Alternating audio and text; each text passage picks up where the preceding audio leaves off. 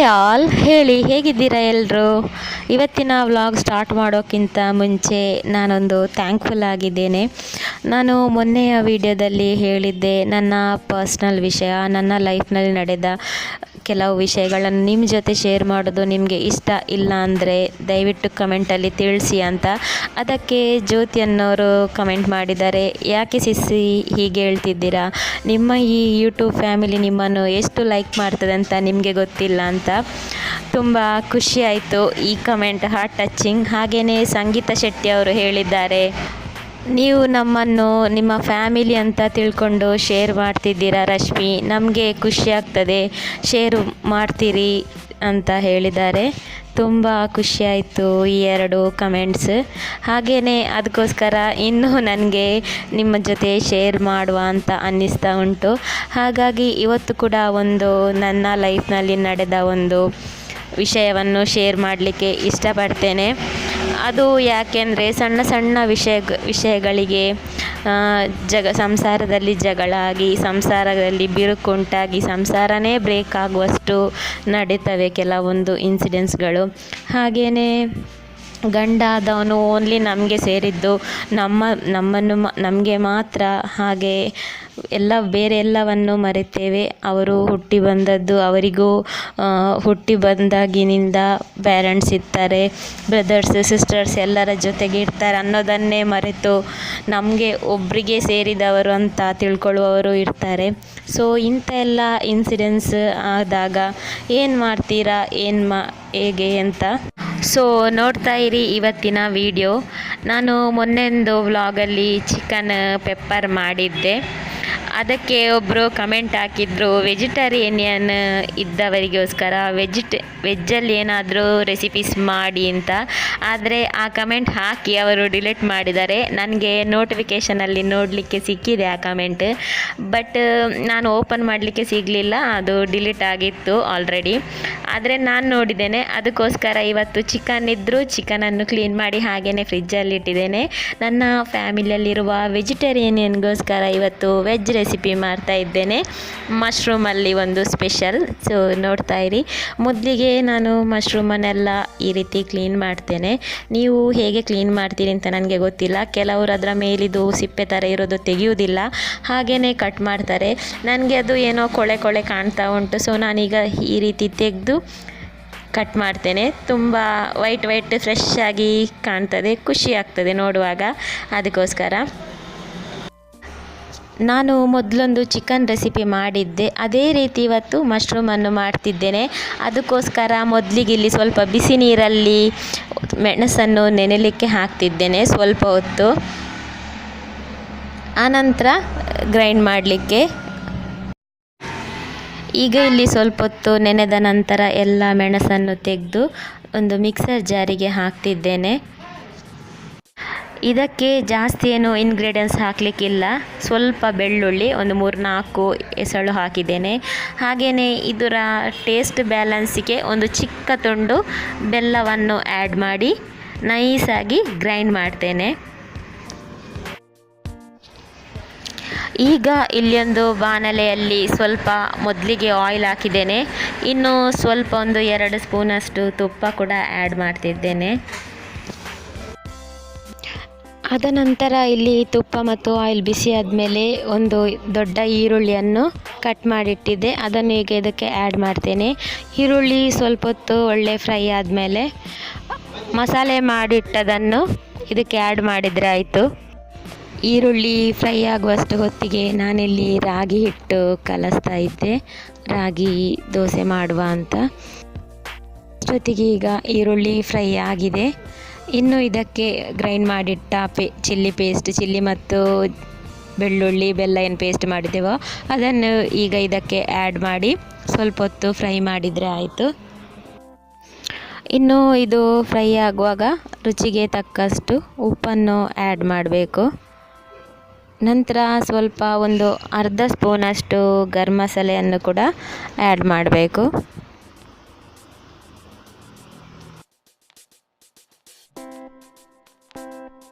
ಸ್ವಲ್ಪ ಹೊತ್ತು ಗರಂ ಮಸಾಲೆ ಕೂಡ ಫ್ರೈ ಆದಮೇಲೆ ಕಟ್ ಮಾಡಿ ತೊಳೆದಿಟ್ಟಂಥ ಮಶ್ರೂಮನ್ನು ಆ್ಯಡ್ ಮಾಡಿ ಎಲ್ಲ ಕಡೆ ಸ್ಪ್ರೆಡ್ ಆಗುವ ಹಾಗೆ ಮಿಕ್ಸ್ ಮಾಡಿದರೆ ಆಯಿತು.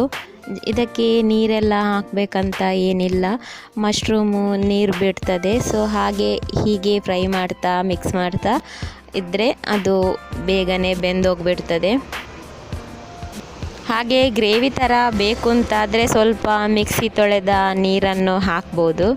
ನೀವಿಲ್ಲಿ ನೋಡ್ತಿರ್ಬೋದು ನೀರು ಬಿಟ್ಟಿದೆ. ನಾನು ತುಂಬ ಗ್ರೇವಿ ಥರ ಮಾಡೋದಿಲ್ಲ, ಡ್ರೈ ಆಗಿ ಮಾಡ್ತೇನೆ. ಅದಕ್ಕೋಸ್ಕರ ನಾನು ನೀರು ಆ್ಯಡ್ ಮಾಡಲಿಲ್ಲ ಇಲ್ಲಿ. ಈಗ ಮಶ್ರೂಮ್ ರೆಡಿ ಆಯಿತು.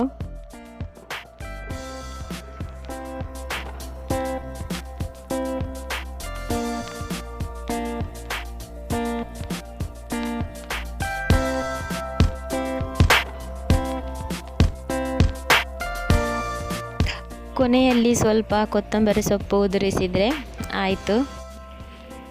ಏನಾದರೂ ಸ್ಪೆಷಲ್ ಡಿಶ್ ಮಾಡುವಾಗ ರೈಸ್ನ ಬದಲು ಏನಾದರೂ ಸ್ಪೆಷಲ್ ಕಾಂಬಿನೇಷನ್ ಇದ್ದರೆ ಖುಷಿ ಆಗ್ತದೆ. ಅದಕ್ಕೋಸ್ಕರ ಇಲ್ಲಿ ರಾಗಿ ದೋಸೆ ಮಾಡಿದೆ. ಹಾಗೆಯೇ ಸ್ವಲ್ಪ ಹಿಟ್ಟು ಫ್ರಿಜ್ಜಲ್ಲಿತ್ತು, ಅದರಿಂದ ಅಕ್ಕಿ ರೊಟ್ಟಿ ಕೂಡ ಮಾಡ್ತಿದ್ದೇನೆ.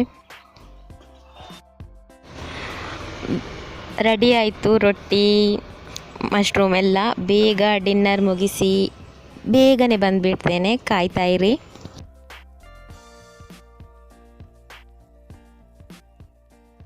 ಹಾಯ್, ಹಲೋ, ಹೇಗಿದ್ದೀರಾ ಎಲ್ಲರೂ?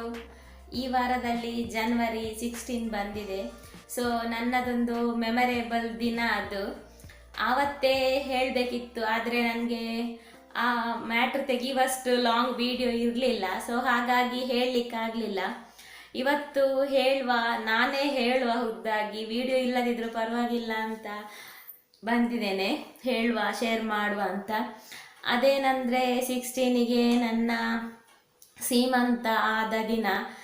ಅದೆಲ್ಲ ಮೆಮೊರೇಬಲ್ ಡೇಸ್. ಮದುವೆ ದಿನ, ಸೀಮಂತ ದಿನ, ಮಗ ಹುಟ್ಟಿದ ದಿನ. ನಮ್ಮ ಬರ್ಡೇ ಏನಾದರೂ ಮರಿತೇವೆ, ಇದನ್ನೆಲ್ಲ ನಾವು ಮರೆಯೋದೇ ಇಲ್ಲ ಅಲ್ವಾ, ಒಂದು ಹೆಣ್ಣಾದವರು. ಹಾಗೆ ನನಗೂ ಮೊನ್ನೆ ನೆನಪಾಯಿತು ನನ್ನ ಸೀಮಂತ ದಿನ. ಸೊ ಅದರಲ್ಲಿ ಆದ ಒಂದು ವಿಷಯ ನಿಮ್ಮ ಜೊತೆ ಶೇರ್ ಮಾಡೋಣ ಅಂತ. ನನ್ನ ಸೀಮಂತದ ಹಿಂದಿನ ದಿನ ಅಂದರೆ ಜನವರಿ 15ಗೆ ದೊಡ್ಡ ಸೂರ್ಯಗ್ರಹಣ ಆಗಿತ್ತು. ಆವತ್ತು ಬೆಳಿಗ್ಗೆ 6 ಗಂಟೆಯಿಂದಲೇ ನನಗೆ ಏನು ತಿನ್ನಲಿಕ್ಕಿರಲಿಲ್ಲ. ಮಧ್ಯಾಹ್ನ 3 ಗಂಟೆ ಮೇ ಬಿ. ಆವಾಗ ಒಂದು ಸಜ್ಜಿಗೆ, ರವದಿಂದ ಮಾಡಿದೊಂದು ಸಜ್ಜಿಗೆ ತಿಂದು, ಗೊತ್ತಿರ್ಬೋದು ನಿಮಗೆ, ಸೀಮಂತ ಅಂದರೆ ಮನೆಯಲ್ಲೆಲ್ಲ ಕೆಲಸ ಜಾಸ್ತಿನೇ ಇರ್ತದೆ. ಸೊ ನಮಗೆ ಕೂಡ ಕೆಲಸ ಜಾಸ್ತಿನೇ ಇತ್ತು. ಮನೆ ಕ್ಲೀನಿಂಗ್ ಆಗಬೇಕಿತ್ತು, ನೆಂಟರೆಲ್ಲ ಬರ್ತಾರೆ. ಹಾಗೆಯೇ ಇನ್ನು ಅವರಿಗೆ ನನ್ನ ಕಡೆಯವರು ಬರ್ತಾರೆ ಅಂತ ಅವರದ್ದು ಇನ್ನೂ ಸ್ವಲ್ಪ ಕ್ಲೀನಿಂಗ್ ಜಾಸ್ತಿನೇ ಇರ್ತದೆ, ನಿಮಗೆ ಗೊತ್ತಿರ್ಬೋದು.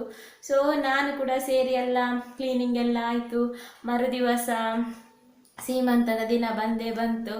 ನಮ್ಮ ಸೀಮಂತದಲ್ಲಿ ಮೊದಲೊಂದು ಕ್ರಮ ಇತ್ತು. ಬೆಳಿಗ್ಗೆ ಯಾರಾದರೂ 2 ಅಥವಾ 3 ಅಥವಾ ಒಂದು 4-5 ಮಂದಿ ಬಂದು ಒಂದು ಕೋಳಿಯನ್ನು ಬಿಡುವ ಕ್ರಮ ಇತ್ತು. ಸೊ ಹಾಗೇನೆ ನನ್ನ ಅಮ್ಮ, ಅತ್ತೆ, ದೊಡ್ಡಮ್ಮ ಎಲ್ಲ ಬೆಳಿಗ್ಗೆ ಬೇಗನೆ ಬಂದು, ಹಾಗೇನೆ ಬ್ರದರ್ ಎಲ್ಲ ಬೇಗನೆ ಬಂದರು. ಕೋಳಿ ಬಿಡುವ ಶಾಸ್ತ್ರ ಮುಗಿಯಿತು. ಆ ನಂತರ ಅದಕ್ಕಿಂತ ಮೊದಲೆಲ್ಲ ಕೆಲಸ ಎಲ್ಲ ಮಾಡಿದ್ದೇನೆ, ನಾನು ಕೂಡ ಸ್ವಲ್ಪ ಸೇರಿದ್ದೇನೆ ಎಲ್ಲ ಕೆಲಸಕ್ಕೂ. ಅದರ ನಂತರ ಸೀಮಂತದ ಸಾರಿ ಅಂದರೆ ಹಸಿರು ಸಾರಿ, ಆ ಸಾರಿ ಕೋಳಿ ಬಿಟ್ಟ ಮೇಲೇ ನಮಗೆ ಏನು ಕೆಲಸ ಮಾಡಲಿಕ್ಕಿಲ್ಲ. ಆನಂತರ ಆ ಸಾರಿ ಉಟ್ಟ ಮೇಲಂತೂ ಏನೂ ಮಾಡುವಾಗೆ ಇಲ್ಲ. ಸೊ ಆ ಸಾರಿ ಉಡಲಿಕ್ಕೆ ರೆಡಿ ಆಗುವಾಗ ನನ್ನ ಹಸ್ಬೆಂಡ್ ಬಂದರು ರೂಮಿಗೆ. ನನ್ನ ಮನೆಯವರು ಫ್ಯಾಮಿಲಿ ಎಲ್ಲ ಇದ್ದರು, ಸಾರಿ ಉಡಲಿಕ್ಕೆ ಅಂತ ರೆಡಿ ಮಾಡ್ತಿದ್ರು. ಬಂದರು, ನಿಂದು ಬ್ಯುಸಿ ಇದೆಯಾ ಕೇಳಿದರು. ಅದಕ್ಕೆ ಎಲ್ಲರೂ ಹೇಳಿದರು, ಹೌದು ಇನ್ನೂ ಹೊರಡಿಸುವುದು ಅಂತ ಹೇಳಿದರು. ಏನು ಯಾಕೆ ಅಂತ ಕೇಳಿದೆ. ಅಲ್ಲಿ ಸ್ವಲ್ಪ ಪಾತ್ರೆ ಬಿದ್ದಿದೆ, ಬಂದು ತೊಳಿತೀಯಾ ಅಂತ ಹೇಳಿದರು. ನನಗೆ ಏನು ಅಂತ ಹೇಳಿದ್ರು. ಹಾಂ ಸರಿ ಅಂತ ಹೇಳಿ ತೊಳಿಲಿಕ್ಕೆ ಹೋದೆ. ಅವರು ಅದು ಅವರಾಗಿ ಹೇಳಿದ್ರ, ಅವರ ಹತ್ರ ಯಾರಾದರೂ ಹೇಳಿಸಿದ್ರಾ ಅಥವಾ ಏನಂತ ಅದೆಲ್ಲ ನನಗೆ ಗೊತ್ತಿಲ್ಲ.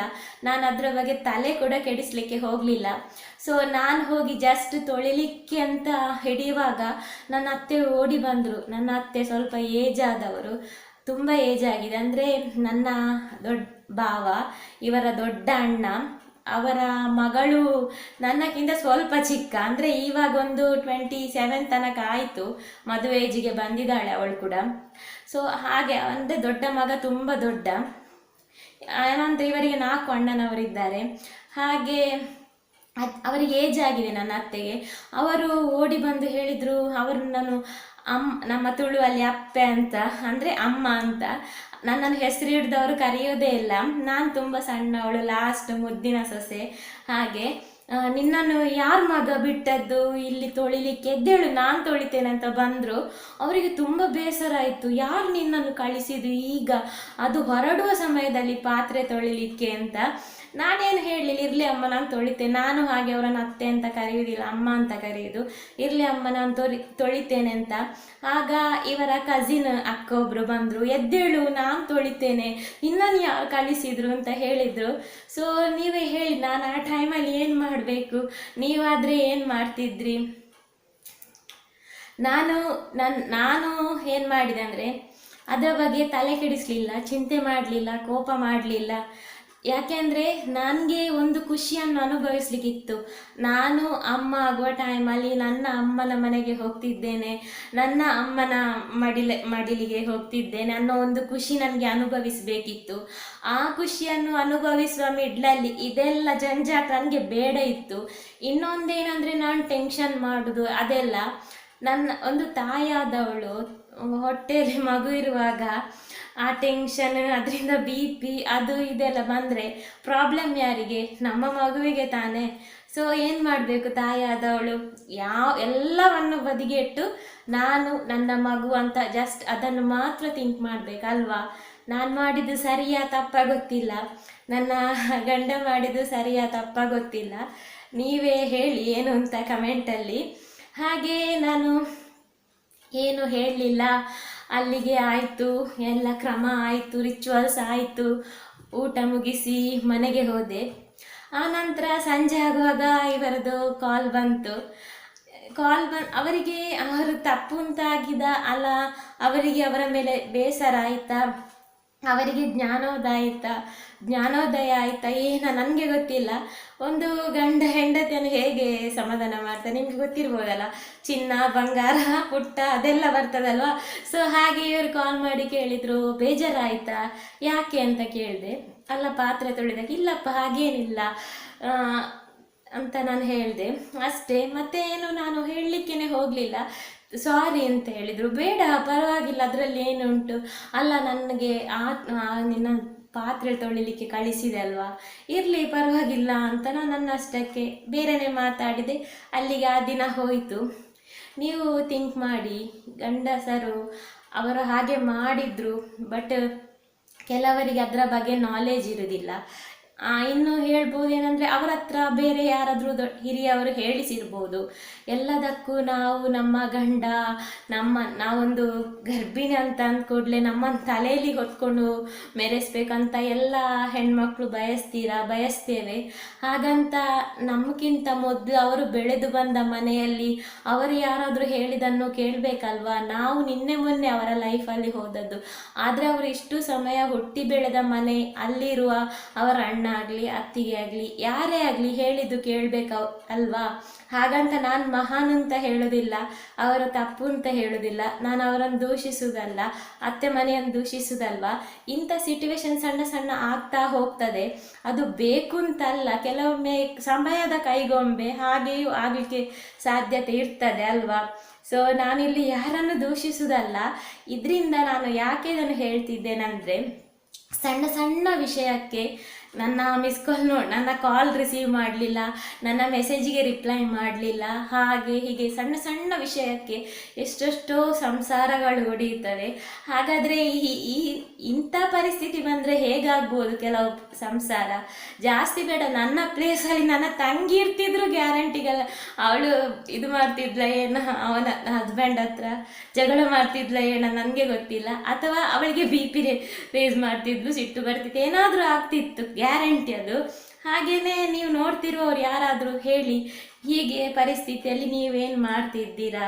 ಅವರು ಗಂಡ ಮಾಡಿದ್ದು ಸರಿಯಾ, ಅವರು ಮಾಡಿದ್ದು ತಪ್ಪ, ನಾನು ಮಾಡಿದ್ದು ಸರಿಯಾ, ನಾನು ಮಾಡಿದ್ದು ತಪ್ಪ, ಏನಂತ ನನಗೆ ಗೊತ್ತಿಲ್ಲ. ನಾನು ಜಸ್ಟ್ ಶೇರ್ ಮಾಡ್ತಿದ್ದೇನೆ ಅಷ್ಟೇ, ಯಾರನ್ನು ದೂಷಿಸುವುದಂತೂ ಖಂಡಿತ ಅಲ್ಲ. ನನ್ನ ಅತ್ತೆ ಇಲ್ಲಿಗೆ ಬಂದರೆ ಅವರಿಗೆ ಯಾವಾಗಲೂ ಈ ವಿಷಯ ನೆನಪಾದರೆ ಅವರು ಹೇಳಲಿಕ್ಕೆ ಉಂಟು ಈ ವಿಷಯವನ್ನು. ಆದರೆ ನಾನು ಅಷ್ಟೊಂದು ಇದು ಮಾಡಿದ್ಲು. ಒಮ್ಮೊಮ್ಮೆ ನನ್ನ ಹಸ್ಬೆಂಡ್ ಜಾಸ್ತಿ ಕಾಲೆಳೆದ್ರೆ, ನನಗೇನಾದರೂ ಜಾಸ್ತಿ ತಮಾಷೆ ಮಾಡಿದರೆ ಬೇಕು ಅಂತ ಈ ವಿಷಯ ಹೇಳ್ತೇನೆ. ಯಾಕೆಂದ್ರೆ ಅವ್ರು ನನ್ನ ಕಾಲು ಎಳೆಯುವುದು ಬಿಡ್ತಾರೆ, ಆಗ ಸುಮ್ಮನೆ ಸೈಲೆಂಟ್ ಆಗ್ತಾರೆ. ಅದಕ್ಕೋಸ್ಕರ ಇಲ್ದಿದ್ದು ನಾನು ಹಂಗಿಸುವುದಂತೂ ಖಂಡಿತ ಅಲ್ಲ. ಅವರು ಜಾಸ್ತಿ ಕಾಲೆಳೆಯುವಾಗ ಹೇಳ್ತೇನೆ. ಆದರೆ ನನ್ನ ಅತ್ತೆ ಅವರಿಗೆ ಆವತ್ತು ನನ್ನ ಸೀಮಂತದ ಹೊತ್ತು ನಾನು ಪಾತ್ರೆ ತೊಳೆಯುವಾಗ ಅವರ ಕಣ್ಣಲ್ಲಿ ನೀರು ಬಂದಿದೆ. ಮಗ ಮಗ ಅಂತ ಹೇಳ್ತಿದ್ರು. ಅತ್ತೆ ಒಳ್ಳೆ ಗಂಡ ಕೆಟ್ಟವರು ಅಂತ ನಾನು ಹೇಳೋದಲ್ಲ, ಅವರದೇ ಮಗ ಇರುವಾಗ ಅವರು ಗಂಡನು ಒಳ್ಳೆಯದೇ ಇರ್ತಾರೆ. ಹಾಗಂತ ನನ್ನ ಸಂಸಾರದಲ್ಲಿ ಯಾವ ಏರುಪೇರು ಆಗಲಿಲ್ಲ. ಹಾಗೇನೆ ನನ್ನ ಲಾ ಫ್ಯಾಮಿಲಿಯಲ್ಲಿ ಕೂಡ ನಾನು ಯಾರು ಹೇಳಿದರು, ಯಾಕೆ ಹೇಳಿದರು ಅದರ ಬಗ್ಗೆ ವಿಮರ್ಶನೆ ಮಾಡಲಿಲ್ಲ. ಯಾರು ಹೇಳಿದರೂ ಪರವಾಗಿಲ್ಲ, ಬೇಕು ಅಂತ ಹೇಳಿದರೆ ಅದು ಅವರಿಗೆ, ನನಗೇನು ಹಾಗಂತ ಗೊತ್ತಿಲ್ಲದೆ ಏನೋ ಹೇಳಿದರೆ ಅದು ನನಗೆ ಗೊತ್ತಿಲ್ಲ. ಟೋಟಲ್ ಆಗಿ ಇಷ್ಟು ವಿಷಯ ನಡೆದಿದೆ ನನ್ನ ಸೀಮಂತಕ್ಕೆ. ಇಂಥ ಸಣ್ಣ ಪುಟ್ಟ ವಿಷಯಗಳು ಎಲ್ಲರ ಲೈಫ್ನಲ್ಲಿ ನಡೀತಿರ್ಬೋದು. ಹಾಗೆಯೇ ಸಣ್ಣ ಪುಟ್ಟ ವಿಷಯಗಳಿಂದ ಎಷ್ಟೋ ಸಂಸಾರ ಕೂಡ ಬ್ರೇಕ್ ಆಗಿರ್ಬೋದು. ಅದಕ್ಕೋಸ್ಕರ ಈ ವಿಷಯ ನನಗೆ ಮೊನ್ನೆ ಶೇರ್ ಮಾಡುವ ಅಂತ ಆಯಿತು, ಆದರೆ ಮೊನ್ನೆಯ ವಿಡಿಯೋದಲ್ಲಿ ಆಗಲಿಲ್ಲ. ಸೊ ಇವತ್ತಿನ ವಿಡಿಯೋದಲ್ಲಿ ಶೇರ್ ಮಾಡ್ತಿದ್ದೇನೆ. ಹಾಗೆಯೇ ತುಂಬ ಮಂದಿಗೆ ಹಾಯ್ ಹೇಳಲಿಕ್ಕಿದೆ, ಎಲ್ಲರ ಹೆಸರು ಬರೆದಿಟ್ಟಿದ್ದೇನೆ.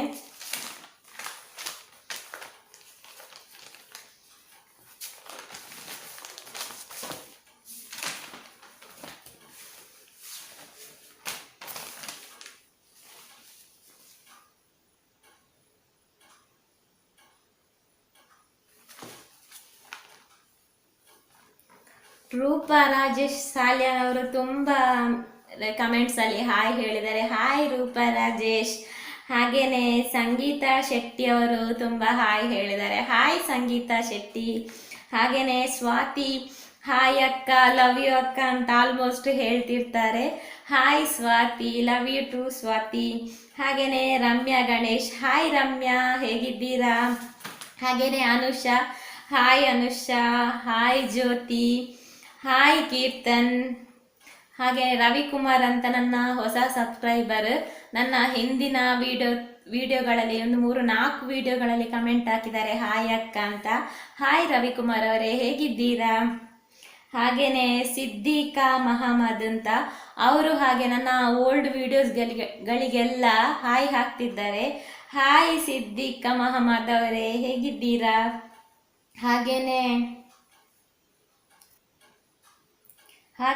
ಹರೀಶ್ ಅವರು, ಅಂದರೆ ಮುನ್ನಾ ಹರೀಶ್ ಅವರು. ಹಾಯ್ ಮುನ್ನಾ ಅವರೇ, ಹೇಗಿದ್ದೀರಾ? ಇನ್ನು ರೇಣುಕಾ ಅವರು ಹಾಯ್ ಸಿಸ್ಸಿ ಅಂತ ಹೇಳಿದ್ದಾರೆ. ಹಾಯ್ ರೇಣುಕಾ ಅವರೇ. ಹಾಗೆಯೇ ಉತ್ತರ ಕರ್ನಾಟಕ ರೆಸಿಪೀಸ್ ಮಾಡಲಿಕ್ಕೆ ಹೇಳಿದ್ದಾರೆ, ಮಾಡ್ತೇನೆ ಬೇಗದಲ್ಲಿ. ಹಾಗೆ ಇನ್ನು ಕೆಲವರು ತುಂಬ ರಿಕ್ವೆಸ್ಟೆಡ್ ವಿಡಿಯೋ ಮಾಡಿ ಅಕ್ಕ ಅಂತ ಹೇಳಿದ್ದೀರಾ. ಸೊ ನಾನೆಲ್ಲವನ್ನು ಒಂದೊಂದಾಗಿ ಮಾಡಲಿಕ್ಕೆ ಟ್ರೈ ಮಾಡ್ತೇನೆ. ಸ್ವಲ್ಪ ಲೇಟ್ ಆಗಿದೆ, ದಯವಿಟ್ಟು ಕ್ಷಮಿಸಿ. ಓಕೆ, ಇವತ್ತಿನ ನನ್ನ ಈ ವ್ಲಾಗ್ ಇಲ್ಲಿಗೆ ಮುಗಿಸ್ತೇನೆ. ನಿಮಗೆಲ್ಲ ಇಷ್ಟವಾಗಿದೆ ಅಂತ ತಿಳ್ಕೊಳ್ತೇನೆ. ಇಷ್ಟರವರೆಗೆ ನನ್ನ ಚಾನಲನ್ನು ಸಬ್ಸ್ಕ್ರೈಬರ್ ಆದವರಿಗೆಲ್ಲರಿಗೂ ತುಂಬ ತುಂಬ ಧನ್ಯವಾದಗಳು. ಹಾಗೆಯೇ ಇನ್ನು ಹೊಸಬರು ನನ್ನ ಚಾನಲನ್ನು ವಿಸಿಟ್ ಮಾಡಿದರೆ ದಯವಿಟ್ಟು ಈವಾಗಲೇ ಸಬ್ಸ್ಕ್ರೈಬರ್ ಆಗಿ, ಹಾಗೆಯೇ ಪಕ್ಕದಲ್ಲಿರುವ ಬೆಲ್ ಬಟನನ್ನು ಕ್ಲಿಕ್ ಮಾಡಲಿಕ್ಕೆ ಮರಿಬೇಡಿ. ನಾನು ಯಾವುದೇ ಹೊಸ ವಿಡಿಯೋ ಅಪ್ಲೋಡ್ ಮಾಡುವಾಗ ನಿಮಗೆ ಅದರ ನೋಟಿಫಿಕೇಷನ್ ತಲುಪ್ತದೆ. ನಿಮಗೂ ಈಸಿಯಾಗಿ ನನ್ನ ವಿಡಿಯೋಗಳು ಸಿಗ್ತವೆ. ಓಕೆ, ನಗ್ತಾ ಇರಿ. ಸಿಗುವ ನಾಳಿನ ವ್ಲಾಗಲ್ಲಿ. ಅಲ್ಲಿ ತನಕ ಟೇಕ್ ಕೇರ್. ಬಾಯ್ ಬಾಯ್.